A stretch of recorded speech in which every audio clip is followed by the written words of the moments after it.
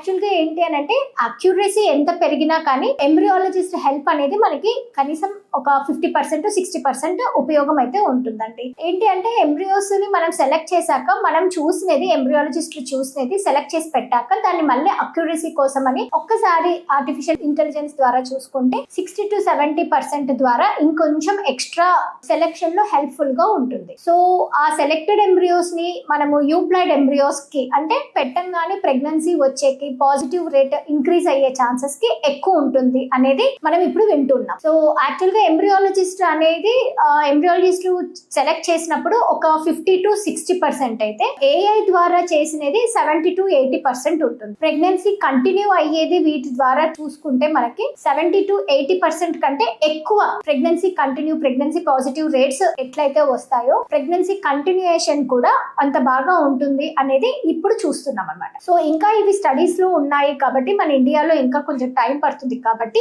ఇలాంటివి ఏమన్నా చేయాలన్నా కానీ ఒక ఎంబ్రియాలజిస్ట్ హెల్ప్ కూడా ఖచ్చితంగా ఉంటుంది. సో ఇద్దరు కలిసి ఆ ఎంబ్రియోస్ ని సెలెక్ట్ చేసుకొని దాని ద్వారా మనము అది యూప్లాయిడ్ ఎంబ్రియోనా కాదా అనేది మనం చూసుకోవచ్చు అన్నమాట.